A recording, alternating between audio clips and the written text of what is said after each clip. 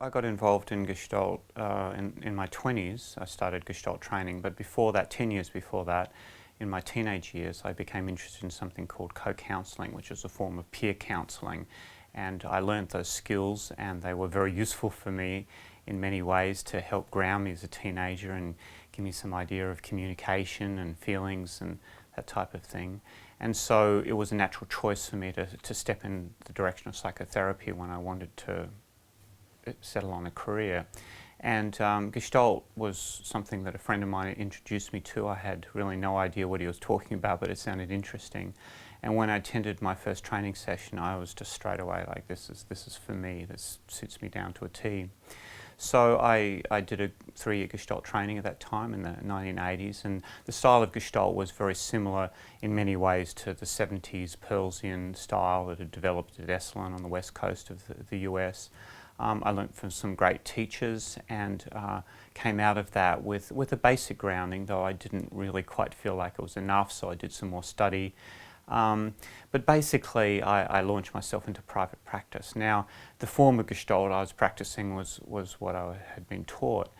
Over the years, as I was asked sometime later to start up a training program for people in the local rural area where I lived, and I did that, I had to review what I knew about Gestalt and add some kind of contemporary learning, and that process has really continued for me.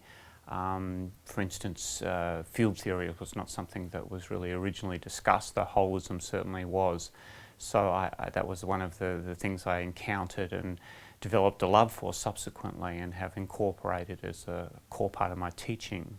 So in the 90s, Gestalt started changing direction and starting to draw on some of the basic elements which had been there but not so emphasized, particularly what we call relational Gestalt and attention to what's called the I-thou relationship. Fritz Perls did mention that. He certainly worked in some ways that drew on those elements, but since then the field has come to understand the importance of that, and so Gestalt has become less confrontive, more supportive, more interested in developmental and attachment ideas, as well as an emphasis on existential responsibility. So parallel with those developments has been my own interest in learning and the change in my own practice. A core part of Gestalt is an emphasis on self-development, certainly on the part of the practitioner. That was part of my training, that's accompanied me through the years and continues to be really important to me.